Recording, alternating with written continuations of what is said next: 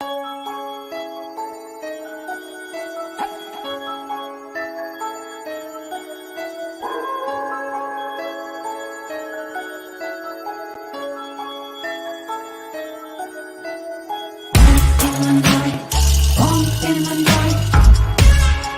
you hear a bomb in the night? In the night. Bomb in the night. In the night. Bomb in the night. Did you hear a bomb in the night? In the night. Bomb in the night. What up? Dude, that I always like to make a face. I didn't realize it was going to be like frozen for like a couple I was seconds. trying to get the video started up. Anyways, take it away, Mr. Host. Welcome to Exploring Your Society. I'm your host, Sean Bowman. Mikey B. Tonight we have Greg and Kathy from OSR, High State Reformatory. Yep. So we talked a little backstage about what our intro was going to be. And since I actually thought the podcast was yesterday and I was all ready for it, and then, yeah, we didn't have the Valentine's Day special that I thought we were going to. We'll do that today. So, Sean, the topic of today is your first kiss. Give us the gory details. Well, it's funny because my first kiss actually, it's like kind of like a two-part thing. Because my first like kiss, like not like romantic, just like mwah type of thing, was when I was like 5 years old and I got married to this girl. My brother's actually watching right now. You remember this? Yeah, it was like a little fake marriage that we did at my grandma's house, and I think he was the priest. I'm not sure. Like that we had like a whole, like the girl that I married, her brother was like the best man or something. My brother was the priest, and then our other friend, she was like the flower girl or something. And it was just like a little that type of thing because I was a little kid. Yeah, that was like my first like kiss to another person that wasn't a family member, I guess. Yeah. And then like real kiss, it was funny because my buddy Timmy, right? Yeah. Yeah, he was like my. It wasn't Timmy, was it? No, it was his sister though. Like his sister was like my first like real kiss. Like made out with it. I remember we were playing Hardball 95, the baseball game on Genesis. Nice. That really sets the tone, So you got married on your first kiss. My first kiss was kind of a drive-by, I mean, I forget, we were probably in like, I don't know, second grade, and we're waiting in line to get out of the room. And I don't know what prompted her. This girl just like turned around and just like locked for a little bit. And I was like, and then it turns out like she thought this other dude was behind her. She didn't want to kiss me. But yeah, that was my first romantic. Oh, not really romantic because she wanted it to be another dude, not me. But my first kiss. You've been kissing dudes ever since. You know it, baby. Who's saying I smell like ramen and Funyuns? That's Vince. Oh, thanks, bro. It's funny because we were just talking about ramen right before like we started or whatever. Yeah, I know. Like it is. Not only is he an urban explorer, he's also a psychic, apparently. I think he has my house bugged. Probably. Makes sense. Hopefully with video surveillance, so he gets to see those baby making calves.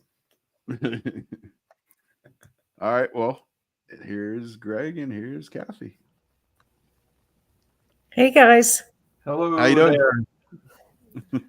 Nice to see you guys. I didn't know how to say your last name, so I didn't want to mess it up. So that's why I didn't call you by your last name. That's what we figured. So it's not like Smith or Jones. Mm-hmm. So how do you say it? Feketik? Feketik. Okay. It's got a little bit. Is it Italian? Slovak. Okay. That's Vincent saying hi to you guys. Oh, okay. Hi, Vince. So why don't you tell us a little bit about yourselves? What makes you guys special? Tell us about your first kiss. Yeah, let's go there. Yeah. Our first to kiss together, or our No, no. first kiss? Yeah, going into the archives. Go I ahead, don't Greg. remember. Oh, what was that outside your door when we were first dating? Like the Oh second yeah, day? our first kiss was yes. Yeah. It was after. Was it our first date? Probably a Because second. we met, and then we decided to go on a date. And we went on the date. We saw a very long movie and held hands the whole time. What was the movie? It, See, I want to say 3 Mile, but you The know Green how I Mile. am. The Green Mile. I The am Green horrible with names of movies. I never ever get them right. That's going to be. It was an actual like prison movie. That's funny because you guys both. Yeah, Yeah, right. that's Really. Yeah. But yeah, we were standing out. He was standing outside my back door, and right before he left, we gave each other a real nice kiss. Nice. That was the beginning. Yeah, it's the only time we've kissed too. Yeah. Well, hopefully you made it worth it. Yeah. But yeah, tell us about yourselves. What makes you guys special, and what are your involvements in the paranormal field? You can go first. Okay. Well, when you say what makes us special, I don't think there's really anything that makes us special. We just work very well together, and we do what a lot of other people are doing out there. We put a lot of heart in what we do too. Now, Greg and I started with investigating. He's better with time frames and everything, but we started investigating with our kids, going to haunted inns and like locations like that. And we had decided that we would go ahead and expand on that to learn a little bit more about ghost hunting, because we were learning it from taps. So we joined a team. We were on that team for when did we join that team, Greg? What was the year? 2005, and we were on it until 2012. Yeah, 2012 we left, and then in 2013, a lot of people were asking us, "Are you going to, get another team together?" So we did. We got Tri-C Ghost Hunters together. We're co-founders of that. Very proud of the team. We have great members on our team. They're awesome, completely awesome. Let's see what else. A little bit about me, though. That's kind of like the start. I've been investigating since, Greg and I started doing that together. However, I did grow up in a haunted house, and I am also sensitive. So I pick up on a lot of things, and I can also get premonitions and visions and things sometimes during the day, but mostly at night. So I always had this keen interest in the paranormal. And when Greg and I met, we learned that we both had the interest in it. And that's when we started investigating and stuff together. Since all of that, like I said, we have Tri-C Ghost Hunters. I've become a Reiki master teacher, shaman trained, working with crystals now. I also do botanical magic. And I'm the paranormal program manager for the Ohio State Reformatory. I just began that job a year ago. I've only been doing that a year. However, I did start volunteering there in 2013. First investigation at OSR, though, was 2004. Oh, wow. So How many Exciting members to are get on your team? We have a total of about 45, 46 members.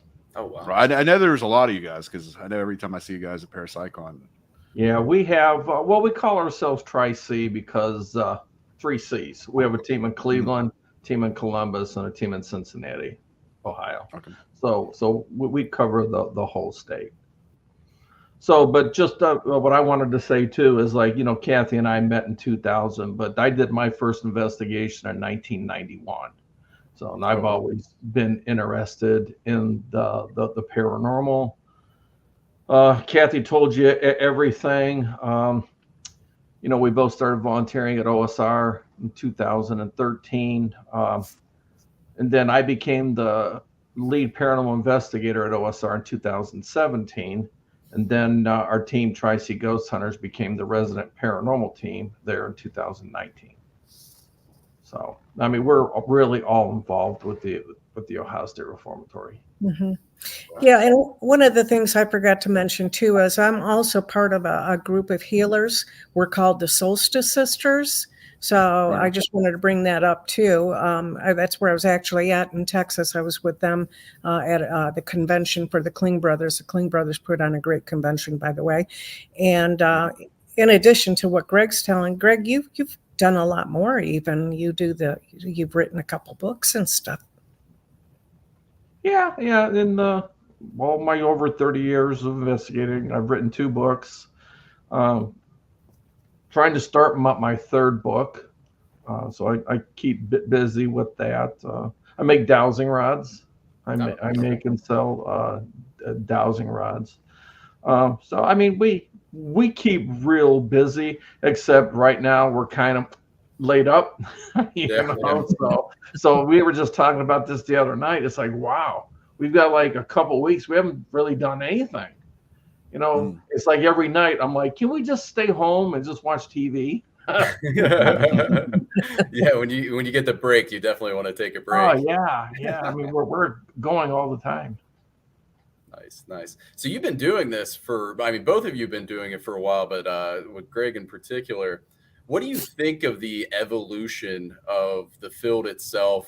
Obviously it's gotten a lot more popular since you started, but not only just the way people are investigating and looking at things, but also like just the technology advancements and everything like that. Do you think it's more of a positive in advancing the field, or do you think it's taking away from our natural instincts as investigators?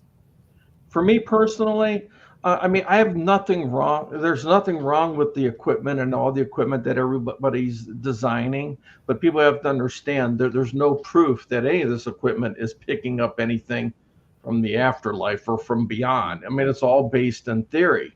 I like my own good old senses, what I'm seeing, what I'm hearing, what I'm feeling, what I'm smelling. That's what I like. I mean, all the equipment is cool, but you have to know how to use it. That's the bottom line. A lot of people don't know how to use equipment. And being the lead paranormal investigator, I see it all the time. People will come up, while they're investigating, show me like evidence or stuff that they captured, and I can't bite my tongue. It's like, I'm like, well, let's try to figure out what this is, or go back and see if you can recreate it. And I always tell people, just because your EMF meter goes off doesn't mean that there's anything paranormal, especially in certain parts of the prison, especially with REM pods. Yeah. I mean, what sets off REM pods? Walkie-talkies, right? Walkie-talkies, We have a prison right behind us, and they got powerful walkies. Yeah. So, I always tell people, be careful when your REM pods go off. You got to take that into consideration. You've got a working prison back there, and you've got guards that are patrolling the perimeter in vehicles. Yeah, and that's how I always feel too. Is like there's faults in all the equipment, even a digital voice recorder. Obviously, if you have video to back it up that no one was there, like that's takes it to the next level. But at the same time, like your stomach could growl, wind could blow. It's so sensitive, it picks things up, and it's really difficult to really, I would say, I mean, it's impossible to determine that it's actually a paranormal thing going on. But if multiple devices go off and they're coinciding, I would say that's more likely, unless they're all, EM devices. Then it's like, well, maybe those walkie-talkies are striking all 3 devices or whatnot. And one of the things too that we tell our team members when we have training and everything, it's like, you got to call out every little sound. Yeah. Yep. Do not whisper. If you hear a dog off in the distance barking, you got to call that out. If somebody's stomach growls, and we have a lot of people that deny it too. It's like, your stomach just growled. No, it didn't. Yeah, it did. So you got to call out all those little noises. Any little noise you hear, you got to call it out, or else you're going to think that there's demons there. Yeah. Yeah, exactly. What do you think about the whole everything's demons anymore? It seems like that's the popular thing going around these days. I've been on hundreds and hundreds and hundreds of investigations all over the U.S. We've been to Canada. We've been to Scotland. Never come across one demon. No. Mm. And the way I look at this, it depends on what your definition of a demon is. Exactly. Mm. Now, most people say demon as in the exorcist, type of demon, but there's a lot of internal emotional demons that can be out there as well. That they can be taken care of. What am I trying to say here? And I think I'm going more towards the Reiki side of it, the healing side of it for me. Somebody says, well, I think I have a demon within me. Well, yeah, you may have a demon, but it may be a past trauma that happened in your life that is causing you to be a certain way. So it's not an actual demon like in The Exorcist, but it is a demon within yourself that's emotional. So depends on your definition. Yeah, it also depends on your belief system too. Exactly. I mean, if it's not something you believe in, you can still believe in negative energy, and that can be external or even self-projected. Mm-hmm. Exactly. And as far as demons and stuff, I'm with Greg on that. We've never come across any demons, and you guys know this, if you were an asshole in life, you're probably an asshole in death. And that's negative. Those are negative, feelings that you would get. It's not a demon. It's just you were a dick. Yeah. Yeah, I would think being in the prison that you'd have a lot of negative entities. In certain areas, yes. Certain areas, you have to be very, very careful on what you say or do, because we do get investigators who will get physically attacked there. But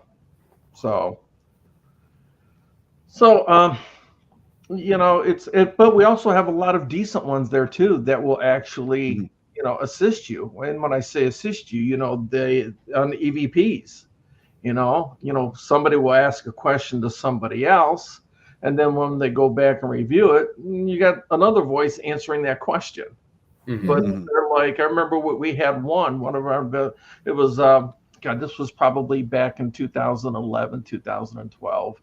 And we were investigating the reformatory, and one of our investigators says, what happened to the rest of our group? And the EVP that we captured said they already left.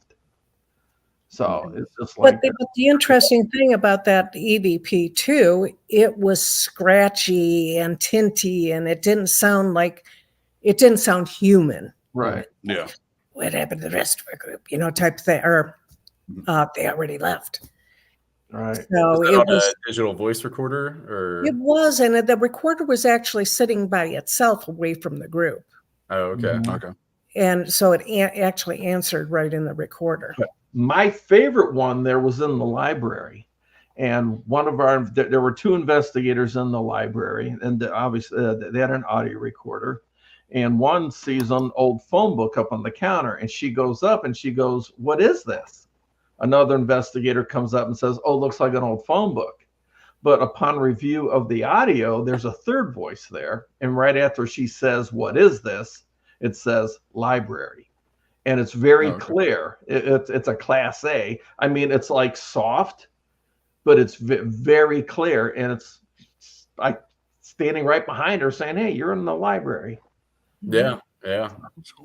No, it's always great when you get those pieces of evidence. That's why I like the ones that you don't even get it through a digital voice recorder. It shows up on your camera.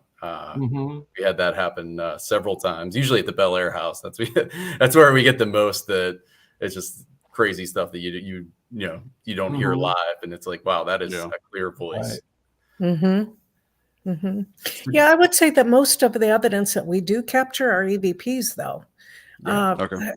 How many pictures have you taken, Greg, and how many would you say are evidence of some sort, paranormal? 30,000, 40,000 photos. Yeah. And right now probably only have 10 that I would even consider paranormal. I don't have any logical explanation. Yeah. And when in doubt, throw it out. We do that a lot. Yeah. That's the way to do it. Mhm. That's how I mean, I take a lot of pictures too. I think the only one that I got was at Trans-Allegheny Lunatic Asylum. And when I first looked at it, it just looked like a mist, and it was right outside of the lobotomy recovery room. And then when one of our former teammates, actually the guy that one of the guys that commented earlier, he brightened it up, and it looks like a figure with a robe on and a goat head with like horns. It was really crazy, but I haven't got anything since on in Mhm. pictures. But yeah, that's No. probably going to be, you set the bar high. Right, right. Well, that's like a lot of like we don't really, see much in orbs very often either. But we did get one from Bel Air during the day. It has a face in it, which was kind of cool. And I didn't even know, like, I wasn't even intentionally trying to, like, I was just going around taking pictures of the house, Hmm. Yeah. Yeah, that one. I mean, we typically throw out orbs. So that one is Mhm. pretty unique. Now, there was one orb video that I saw. It wasn't one that Greg and I took. I can't remember who it was, but I think they were at OSR. Greg, correct me if I'm wrong. But it was the one where they were actual videoing. They had a camera down there, stationary camera, and they were watching it up at home base. And you could see him standing by a doorway and an orb go by. No, yeah, I But remember that. That was but down in it's- the sub basement.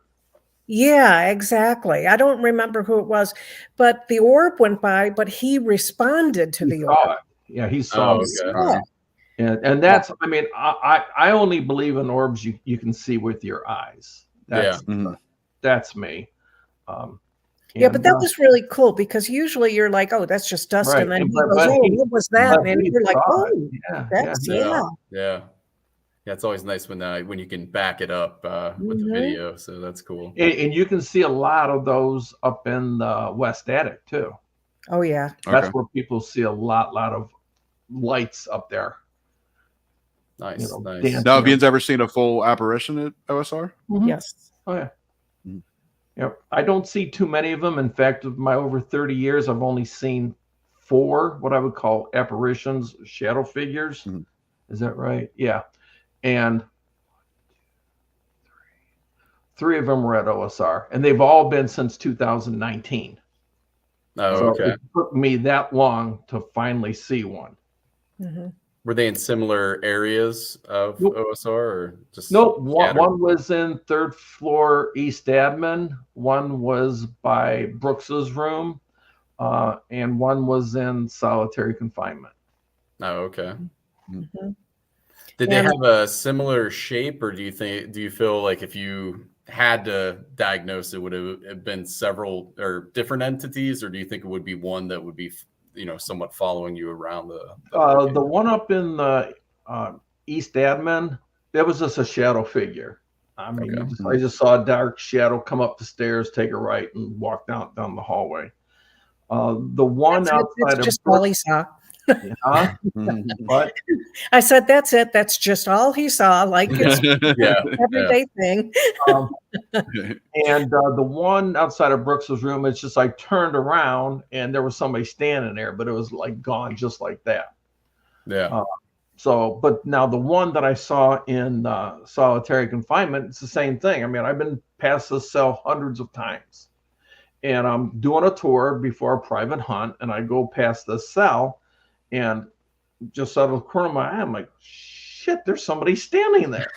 It's like, it happened so quick, and I really didn't see anything. I kind of just like did a double take and just a hop, skip, and a jump away.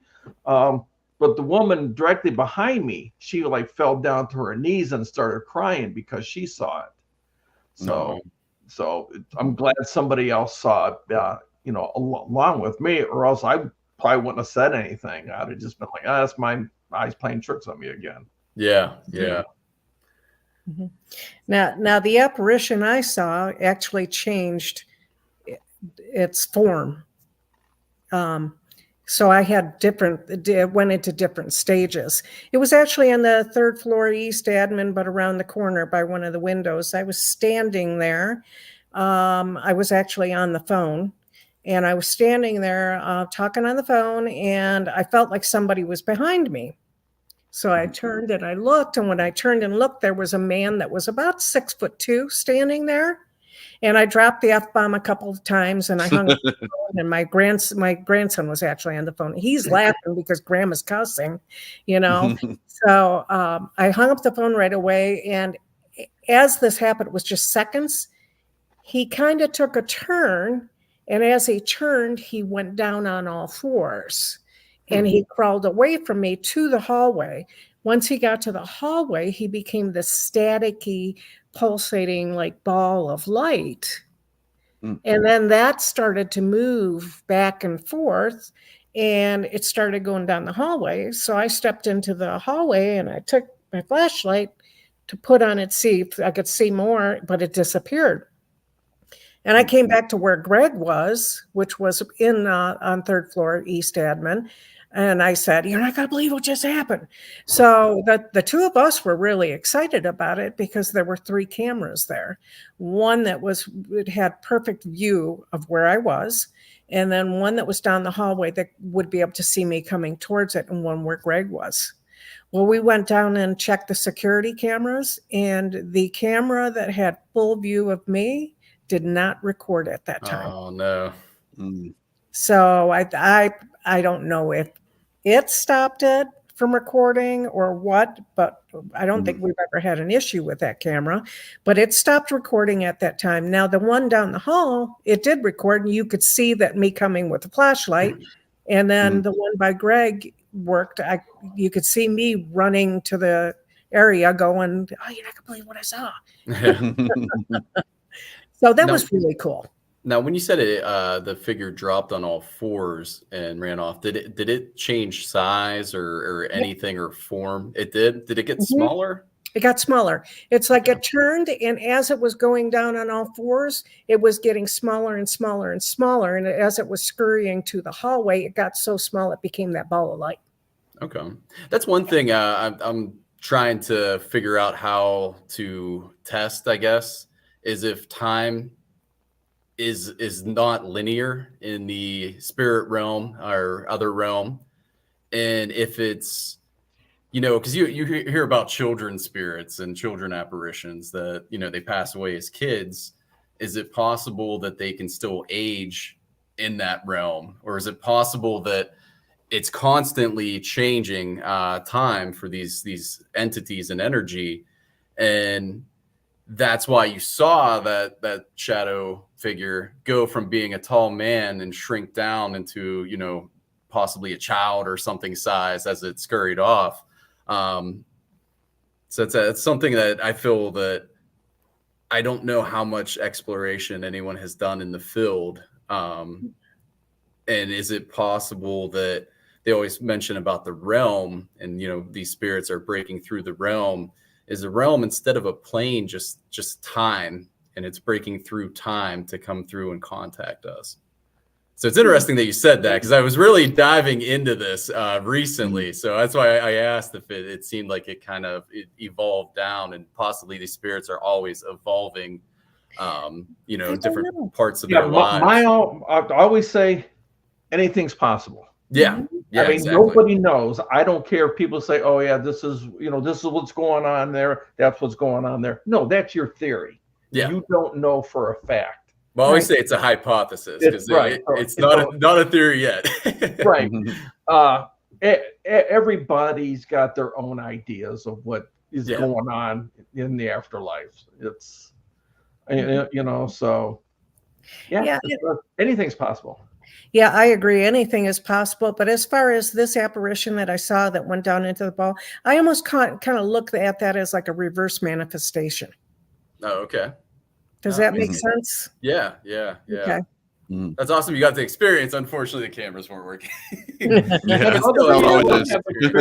There too. Other people have experienced what we call the creeper. I think Trans-Allegheny has their creeper.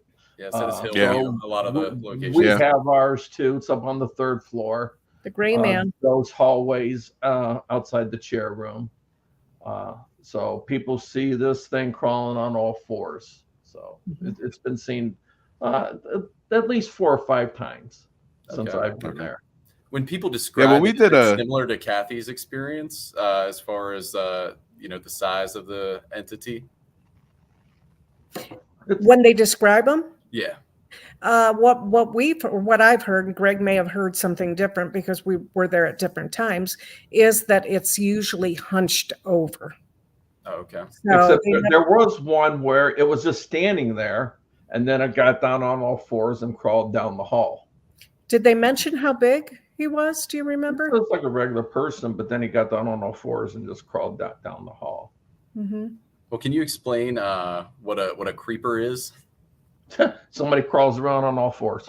Okay. I mean, to put it bluntly, I mean, that's what it is. I mean, you think of him as creeping around corners and stuff like that, but he is like on all fours. Mm-hmm. So it's been several times seen in that area. It's the only place where it is seen is that third floor area.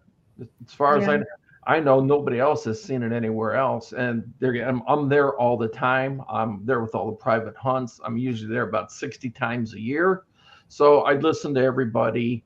I have my own experiences. And, most of the time that's where it's at. I've never heard any stories of any other creepers. Now, there may have been some from years and years ago. But I'm talking about since we have been there. Mm-hmm. What year did the prison close? 1990. Okay. Now, because I know I did a little bit of research. I didn't get to do too much, just because it's been a very hectic couple weeks. But I know that they used to have a Civil War training facility. Is it a facility? Was it part of the prison, or was it something that was knocked down and then the prison was built afterwards? It was a Civil War training camp during the Civil War, Camp Mordecai Bartley. And from what I understand, it was just a little north of where the actual prison is now. Mm-hmm. And after the Civil War ended, they no longer needed that area as a training camp. It was just used for the Civil War training. And then they started construction on the prison in 1886, which was 21 years after the Civil War ended. Yeah. Now, do you get any reports from investigators reporting? I mean, outside of the creeper, obviously, but anything from that time era, or I guess it would be hard to prove, but anything that's kind of predates, I guess, the prison. Mm-hmm. Yeah. Yes. And I always say it's like what we think, at least here in the United States, when we think of history, what do? We go back a couple hundred years, maybe 100 years. Oh, this house is 100 years old. Well, but what was on that land, 100 years before the house was built, or 200 or 300 or 400 years? I mean, the indigenous Native Americans were here, for hundreds of years, even before, our Europeans came. So, who knows what was on this land, especially in the Ohio area, the Ohio Valley, the Cuyahoga Valley, the Pittsburgh area, all the rivers. I mean, those were life waters for the Native Americans. So yeah, there's this whole area is just a lot of Native American land, and I think that's some things that go on can be attributed to that. So yeah, I agree. That's one thing too. I always think of is because we don't, obviously we just already discussed, we don't know what we're interacting with. So one thing I always think is it possible the energy is just there and we're not actually interacting with the deceased? We're interacting with just energy posing as people to kind of personify itself. So that makes sense. And the hard thing is too, I mean, history, when you go far back enough, how accurate is it anyways? Because they always say that, history's told by the victors. So it that's one thing I like as an investigator is we can try to see if we can get something historical that is not known or possibly is being told incorrectly. Obviously, you can't back that up because you don't know what you're interacting with, but that's always something interesting. That's Mhm. actually Ryan that just said that. Oh, Oh, yeah, yeah. I think it might have been That's Ryan or Lauren. You want to Yeah. pull it down and show it? Representing. Yeah, yeah. So, do you feel that with obviously the Shawshank Redemption, I don't know what the percentage of the film was filmed there. I think it was a lot of it.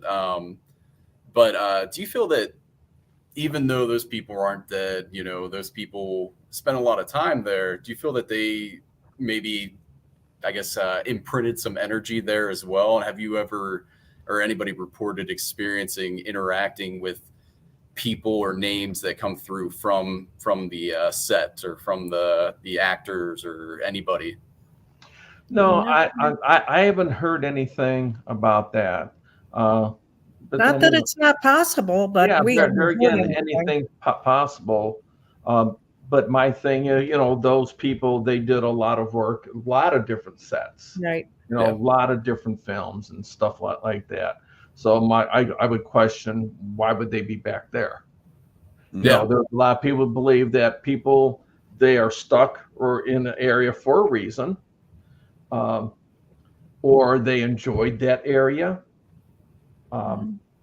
I mean, we have a lot of, and you guys probably have the same thing. I've come across certain locations that seem to always be haunted. You know, obviously prisons, hospitals, schools, theaters, and hotels. Yeah. And they all kind of like have the same thing in common. A lot of different people coming in and out. You know, a lot of emotion, happy emotion, bad emotion. So it's not like a private home where somebody may be living there for 20, 30 years and then somebody else moves in. You got a wide, you know, there's a lot of turnover in these places. It seems that happens a lot. And that would make sense for somebody to go back there. And you guys probably come across this too. It seems like a lot of the hauntings that we get at the reformatory aren't necessarily the inmates that were there. It's the employees. Yeah. You know, so, you know, if they love their job, there's a lot of people that believe that, hey, if you love your job, that's where you're gonna hang out, you know. Or if you really hate your job. Yeah, I was about to You're say, like, or "Oh, the no, I'm Like, stuck no, here." yeah. You hate your job, you're going to go back and torture the living there. Yeah, exactly. Well, apparently a lot of people hated their jobs Yeah. because there's been more deaths than there are people alive. And so obviously not every place is haunted. And so That's one thing I always wonder too, like why go back there? Because I always bring up the example, George in the basement of Hillview. He was the maintenance worker there, and he's, you know, supposedly stuck in the boiler room down in the basement. But why, when he died, did the energy go there, or his energy go there, or is it possible that he just imprinted energy there? And that energy was there the whole time, and people just didn't interact with it. like residual. Yeah, I mean, well, you can intelligently interact with them as well too. Okay, so you know he may like it. Yeah, but I don't know. I always wanted to experiment with that and see if you can interact with somebody that's still alive. Because I never got why, if it's an energy imprint, why do they have to die in order to go back to a location? Interesting. Oh, no. That'd be a cool experience. I mean, an experiment. Yeah, I'm trying it in my basement. Mhm. Sean hates it because I talk about it every episode. I don't care. Yeah, I know. I'm just messing with you. But what kind of things that I know you mentioned? I think it was off camera, or maybe we were on camera. I can't remember, Greg. You make dowsing rods. Do you ever try any different experiments using dowsing rods? I don't like using dowsing rods now, but I can say this, that they do work to find water and precious metals. Yeah. And I make my dowsing rods with like wooden beads, so you're not touching the copper wires, because you know you got the ideomotor event where you know your tiny muscles can manipulate that. Yeah. So I like doing the wooden beads, but they are amazing. Because what I do, I'll set bottles of water out, and you just walk around with the dowsing rods, and as soon as you go over that water, they just cross, and when you go by, they uncross. Same with if I put my ring down in the middle of the floor, and if I walk around, as soon as I go over that ring, they cross. Quarter, you put the nickel, dime, quarter down there, they'll do the same thing, which is really, really amazing. Now, there's a lot of people that really, really believe in dowsing rods. And in a way, I do too when it comes to paranormal. Otherwise, I probably wouldn't be making them. There again, it's just, are you using them correctly? Yeah. But I don't use dowsing rods. I think when it coincides with something, it seems more relevant, because we've had different pieces of equipment go off, because I'm not a big dowsing rod person either. But when something else happens and it, that crosses, and that seems more relevant. Yeah. Right. Now there are times when they do go on. It's like, well, what the hell's going on here? But I've seen people with them, and it's like, why is that crossing? Yeah. I was actually thinking, and I've talked about it on here before, is doing like a deprivation with the person using the dowsing rods, do almost like an Estes method, blindfold them, make it even do an Estes method while using the dowsing rods. You could do that. Yeah, and you can take it a step further. Have somebody doing a pendulum over here, somebody doing dowsing rods. Right. Yeah. Over here listening to the spirit box. Yeah. You can do a bunch of different things. You could have somebody, in another area, maybe doing flashlights. I don't like flashlight tests either. But you can try a whole bunch of different things. Yeah, and going back to the dowsing rods a little bit, Greg talking about the water, setting the bottles of water around and everything. One of the things that both he and I make sure we tell people is to practice doing that, because there's a different feel when you're making those dowsing rods move as compared to when they're moving on their own over water or jewelry or what have you.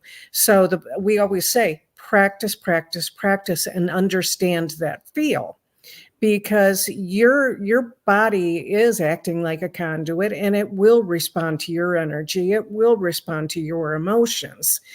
So that can manipulate it, but it will pull it in a different way than it feels when you're going over the water. And that kind of goes back with pendulums too. Pendulums operate basically the same way, but pendulums were first brought into use to guide you through life, to give you answers that you needed. So, for example, if you were at a crossroads in your life, you'd get the pendulum out and you would ask the questions and you would get your answers. But those answers were actually coming from you internally on how you really felt about it.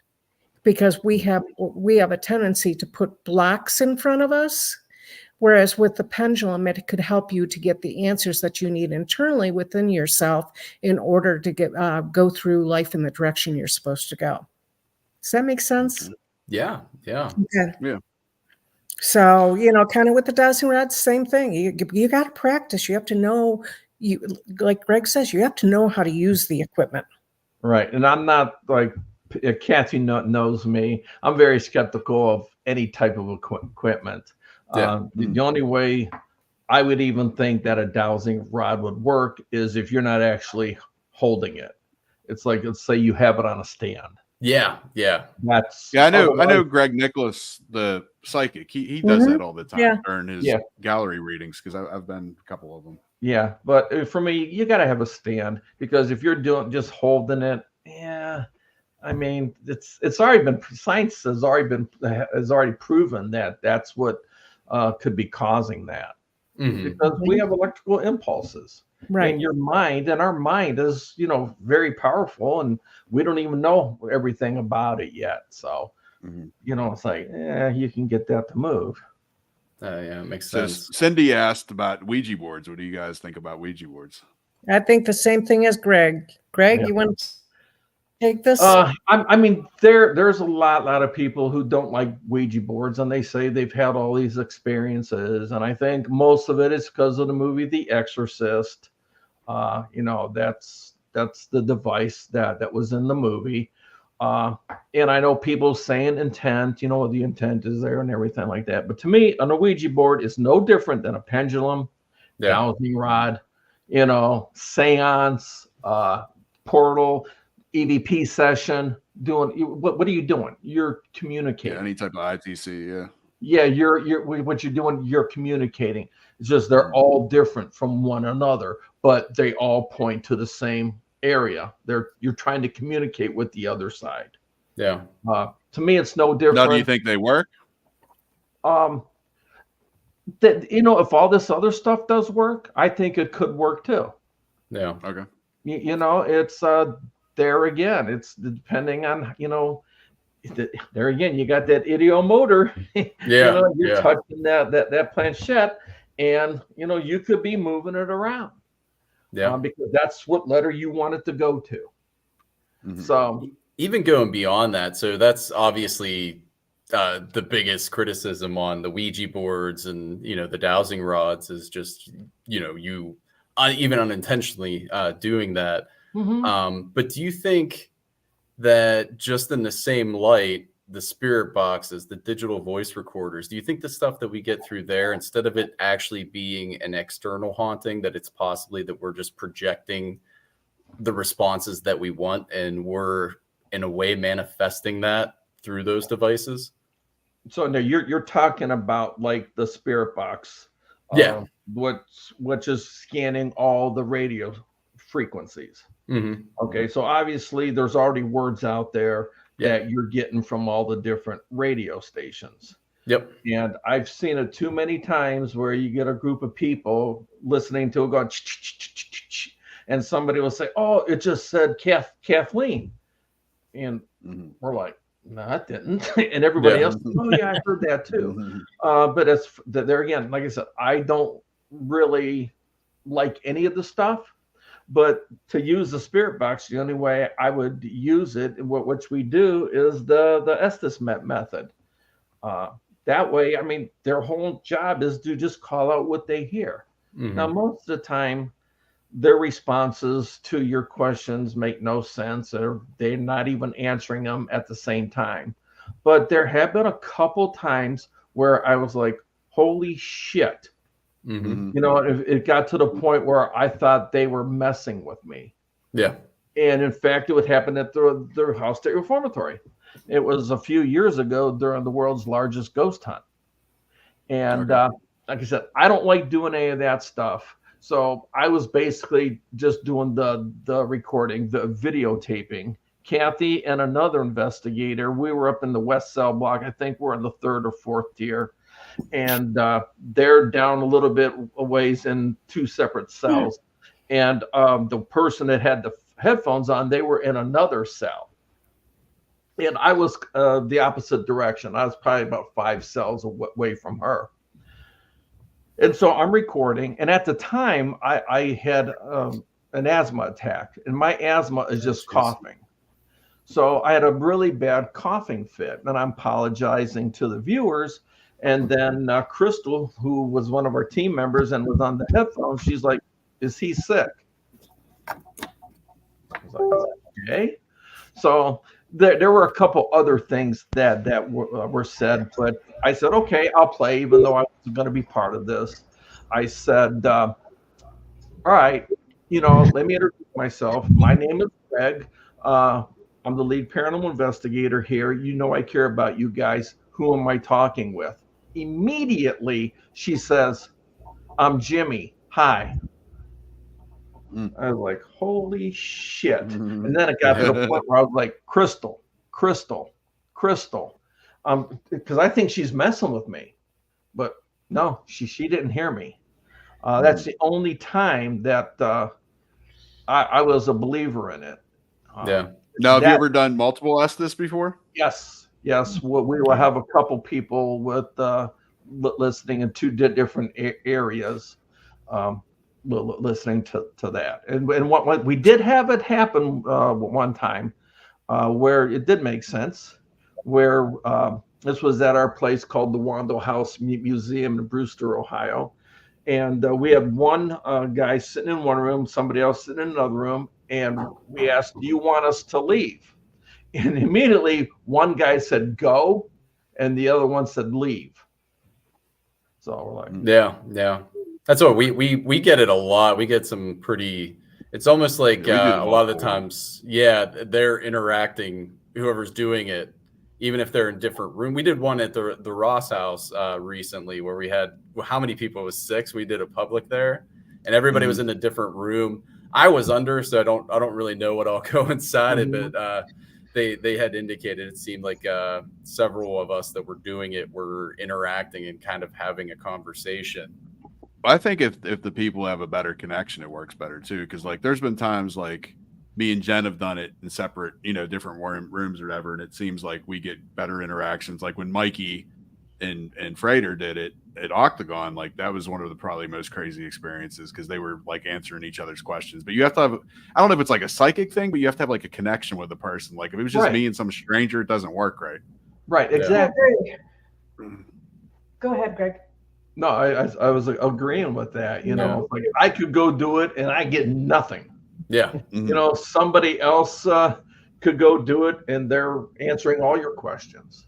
Yeah. Well, I guess it just depends if they like you or not. Yeah.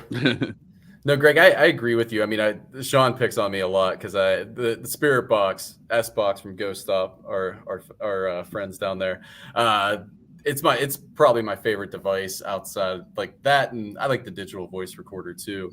But I don't really. I mean, we'll try to call out what we hear potentially, and also try to interact based on what we think we're hearing, just to continue the conversation.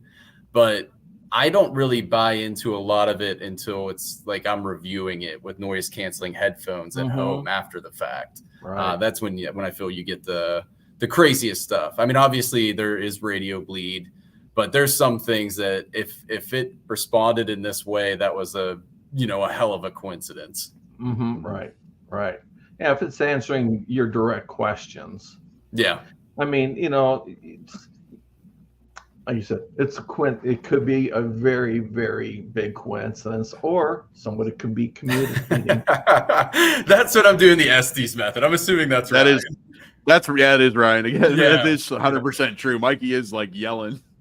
That's because it's so loud in your ears, and my mind doesn't compensate. Like, oh, not everybody's hearing this, so I'm trying to yell over. I guess you said I used to always like whisper in that, and then you scream. Yeah, we're the opposites. We did a remote channeling one for the documentary I'm working on, where they were at Indiana State Sanitarium, and I was at an antique store here in Pennsylvania, and we went on our StreamYard and. I did it first, and they would ask me questions based on their location and vice versa. And Sean, I can't even understand. I tried turning the volume up on some of the shit you were saying, and I could not hear it at all, even with the volume way up. I've been yelling more now though too, but I used to always be real quiet. I mean, I think when it comes to the Estes and that, like, I think I do better when I'm completely by myself. Like, leave me in a room completely by myself, and it's kind of like meditation for me. I can put myself under if I have no distractions whatsoever. But I don't like doing it when there's like multiple people in the room and all that, Yeah.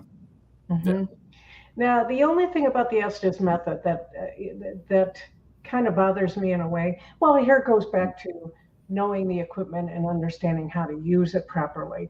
When you're asking questions, but when somebody calls an answer out that doesn't fit, the people try to fit the next question to what they're saying. Oh yeah, 100%. Yeah. Instead of just asking different questions, then they do what is normal for humans to do, which is to try and make it fit in that box. To me, that ruins the whole Estes session itself. No, that makes sense. Instead of following or leading the investigation, you're following the investigation. So that does make sense. Right. We're guilty of that sometimes too. Right. It may say the color red. Oh, are you talking about blood, or is there a red room here? Like, no, just go on to the next question. It's like they didn't answer your question. That's how I look at it. It's like, answer my questions. Don't just give me words. If you're giving me words, it's like you're not answering my question. So I'll go on to the next question.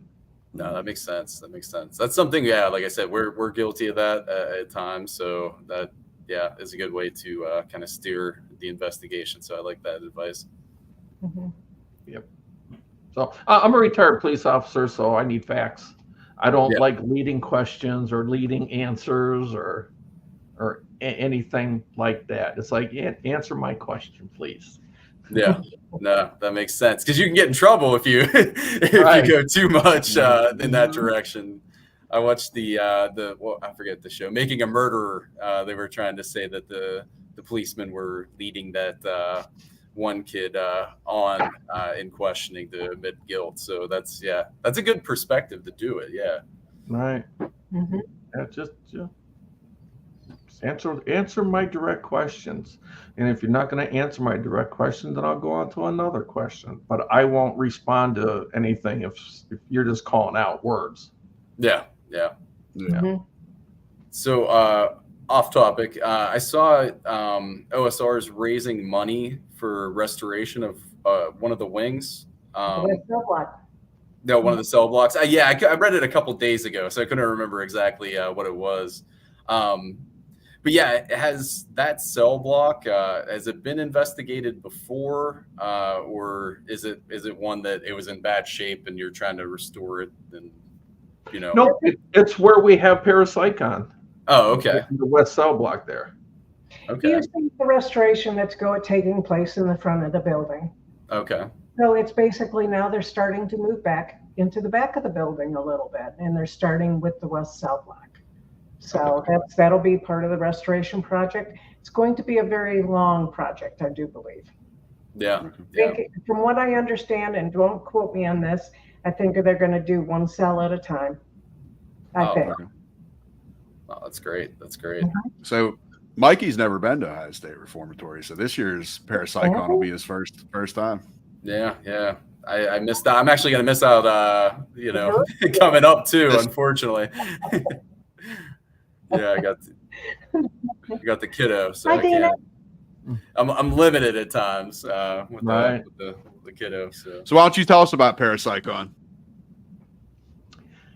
All right, I'll take that one. All right, Parapsychon. Well, let me start off by saying it stands for Paranormal and Psychic Convention, Parapsychon, which we just got it trademarked. We got Parapsychon trademark. Finally came through last month, so we were really excited about that. It's held every third weekend in May, and what it is, it's just a gathering of paranormal enthusiasts that is held at the Reformatory. This year we've got about 100 vendor tables with probably between 85 and 90 different vendors, all different types of vendors. We have psychics, and we have healers, and we have authors and paranormal teams, and people who sell crystals, and just people who sell just a wide variety of things. We have special guests from TV shows past and present. We have speakers. This year, we teamed up with your better half's favorite event, Hearstmania. So Hearstmania is a gathering. We're hoping to have about 70 to 75 hearses. That would be part of Parapsychon. There's going to be food trucks there, and I think I said speakers. We're having a lot of different sweepstakes where you can win some great prizes. And the cool thing about Parapsychon is you pay your admission into the Ohio State Reformatory. So let's say, Mikey, you've never been there before and you want to go check it out. So you come on Saturday the 18th. You pay your $25 admission, which is the daily admission price right now. You get to do your self-guided tour, get to see the different museums. There's 3 different museums there besides the prison. You've got the Shawshank Museum, you've got the Ohio Penal Museum, and you've got the North Central Ohio Industrial Museum. So you can take your self-guided tour, go check all that stuff out. Parapsychon is included in that price, including Hearstmania. So you can do all that for one low price of $25, or you can get a weekend pass for $40. So you get a little bit of discount. Yeah. For everything you get, that's an excellent price. The only thing we do ask is about the food and the animal. Yeah. Yeah, we do a pet supply and a food drive that we ask everybody to bring something. And then this year, I think what we're going to do, we just discussed it the other night during our planning committee meeting. For everybody that does bring in a food or pet supply item, you're going to get a raffle ticket. And that will be entered into a drawing for it's sort of going to be like a Tri-C Ghost Hunters gift basket. Like I will put a couple of my books in there, dowsing rods. Kathy's got her own soap business and candle business. She'll be putting stuff in there. We've got other team members who have written books and they do make other things. That's all going to be put in there. So, I mean, it's just something to say thank you. So somebody's got a chance to win that too. So it's going to be a big event. Friday night we have a VIP meet and greet where you can come out and hang out with the different special guests. There'll be appetizers and you can get non-alcoholic drinks. We're going to have a DJ, and Dave Schrader, who's one of our special guests, he's going to be doing an auction there that night. So that will be fun.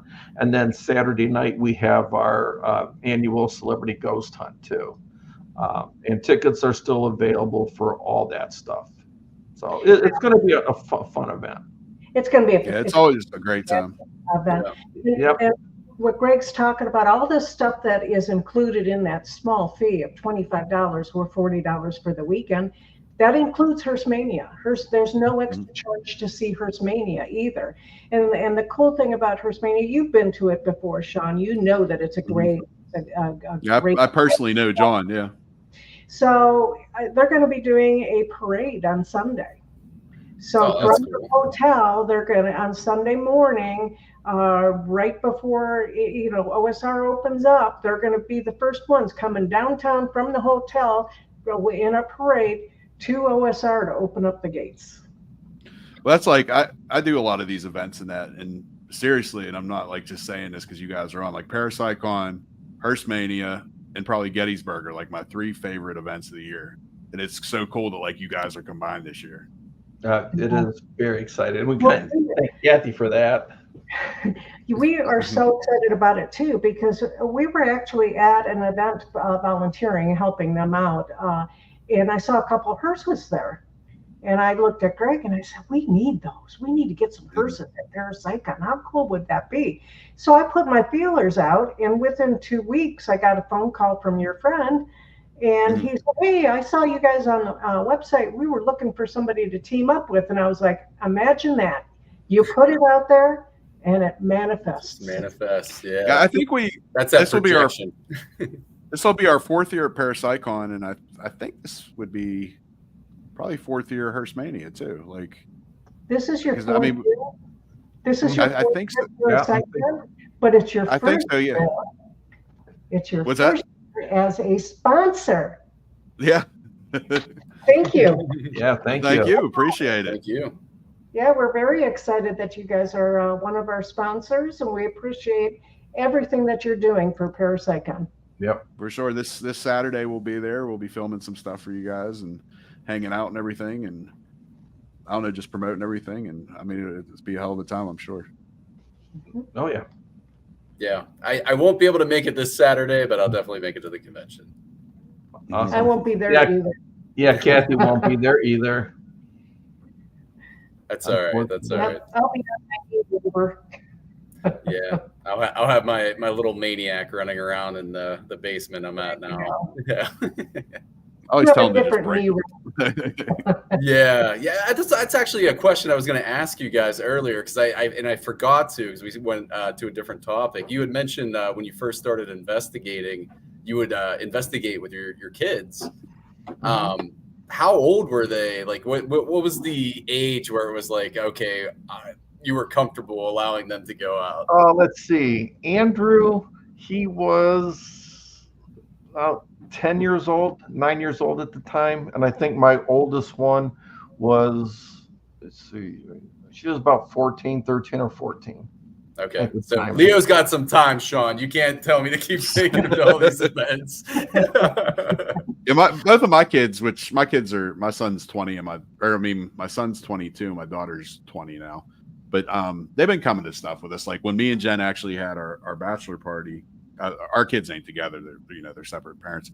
Both of my kids came to our bachelor party. It was at Hillview Manor. And my daughter was probably 16 at the time, I think. And she's walking around by herself doing everything. Like she loves it, like she's not afraid of anything. And then Cameron, that's my son. We went to Lake Shawnee and he came to Lake Shawnee with us and all that stuff. So it's definitely fun, like doing it with family too, Yeah. Oh yeah. It And is. it's funny And because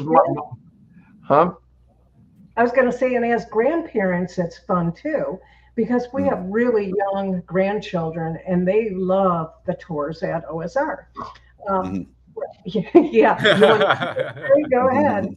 Well, we got how old was she? She was what, probably 6 at the time? 5 at the time. And Raylan was 6. Is this when we brought him to OSR during day tours? Yeah, and Connor, I think, was 8. And all she was saying was like, Grandma, where did that man burn himself? And Grandpa, where did you get grabbed? Was it here? Yeah. Oh, that's great. But she listens to they all listen to everything, but she was really intrigued. She was like, now where did this happen? I have to see it, and Yeah. and it's kind of funny. Here's a story about the dowsing rods. Her older brother, he's the one that was 8 years old, so that 3 or 4 years older than her. He had dowsing rods and he was in front of her and he crossed them and he said, Emma, there's a ghost in front of you. And she reached her hand out. She goes, well, how do you do? That's great. That's great. Future investigator there for sure. So do you guys ever want to own your own haunted property? Did you ever think about that? Or We actually did. We actually, we talked about that. This was probably 20 years ago, 25 years ago. No, it wasn't that long. It was probably about 15 years ago where we talked about buying a haunted bed and breakfast. But that obviously that fell through. And, we have locations that we assist with. Tri-C Ghost Hunters has 3 locations. One is the Wando House Museum in Brewster. Another location is the old Delaware County Jail in Delaware, Ohio. And then we have the historic Grafton School in Grafton, Ohio. Now, we don't own those buildings, but we run all the events out of them.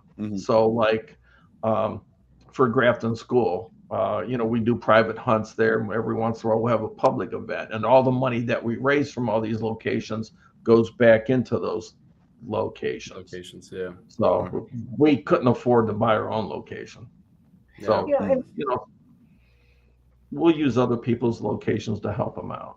Right. And speaking of, raising money and then giving it back to the historical locations, I want to go back to Parapsychon a little bit and just say that all of the money that is raised from that after expenses are paid all goes back to the Ohio State Reformatory for Restoration.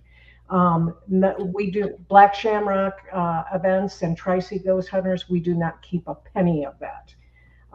Everybody that works at you said, Sean, you said you saw like 40 of our Tri-C members running around.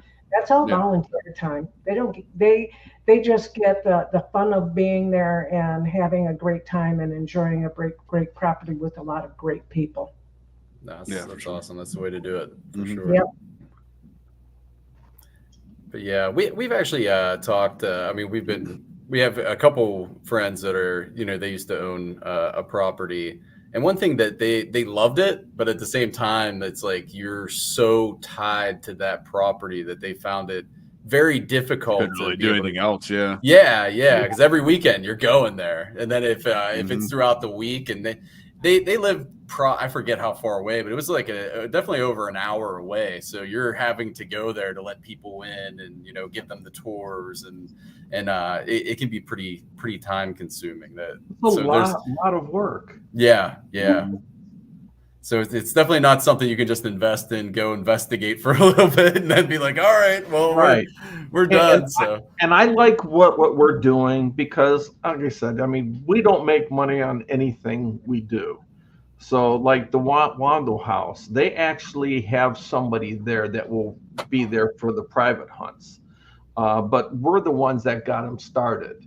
We started marketing them. We had different paranormal teams come in for free and then do questionnaires at the end. We had several YouTube channels come in, to get them on the map, and everything that they do make now just goes back to them. And same with the Grafton School. We've done the same thing, and with Delaware County Jail. Yeah. We just get them all started. Well, Grafton School, we do run all the stuff there. I'm the ghost hunt manager there, and we have another team member who's the lead investigator. So, but there again, none of us get paid. It all goes back to the owner of the building. So and the thing with it being like run through Tri-C Ghost Hunters, like you go through our website, you can find these locations and everything.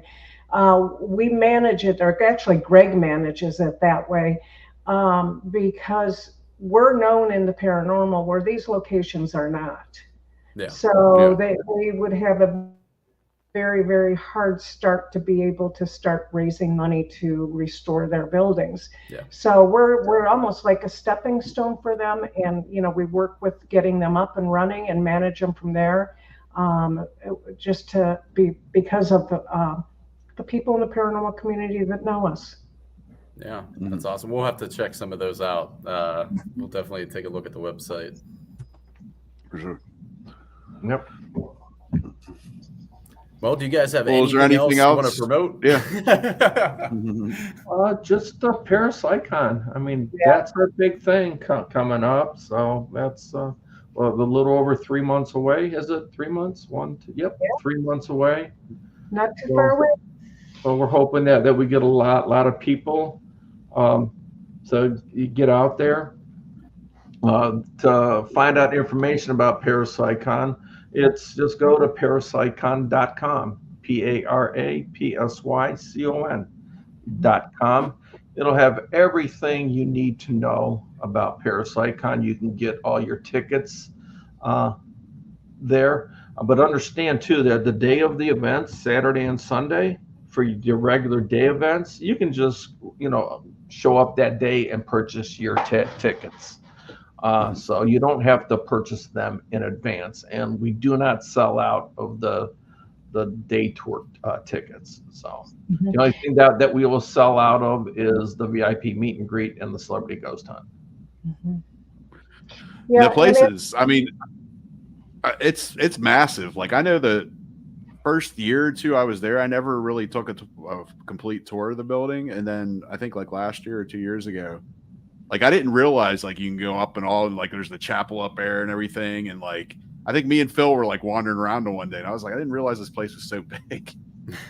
It's huge. It's huge. So, and we love it. One of the things I wanted to mention about the tickets too, Greg said you can buy the tickets the day of the event. If you pre-purchase your tickets though, they will have a pre-purchase ticket line. So it might get you in quicker if you pre-purchase. Right. The other thing is OSR has raised their ticket prices. They raised their prices, but however, they are honoring the $25 a day price for the Parapsychon Saturday and Sunday. So they are not raising their prices for the event. Oh, that's awesome. So if people, question that, well, you're saying 25, but it's really 30. No, it's 25. Yep. And I think they're raising their prices, April 1st? Correct. Okay. So that's it. We just wanted to promote Parapsychon. That's our awesome. big event. I'll Sean, see you got anything else? Greg on Saturday. Yep, you'll see me. No, just well Saturday. We're allowed to go live at night, right? Is that okay? Of course. Okay. So yeah, we'll be doing some TikTok lives from the Ohio State Reformatory this Saturday. So if you guys want to, come and hang out and, ask some questions or just check out the live, maybe even have Greg on as like a guest investigator with us. That would be cool. Do that. He won't use equipment though. What's that? He won't use equipment though. Respect that. Respect that. The only equipment that I would use is an audio recorder and a video camera. If something does happen, you always want to keep it on video. Yeah, for sure. Yeah, for sure.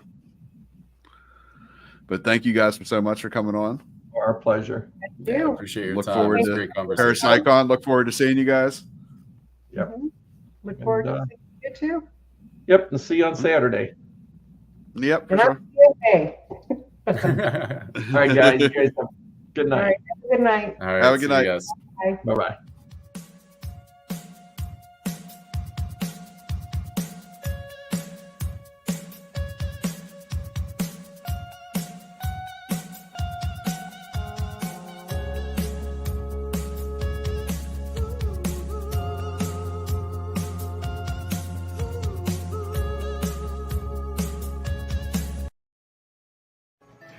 Thanks for watching. And don't forget, you can find us here, and here, and here. Don't forget, everybody needs a little bump in the night.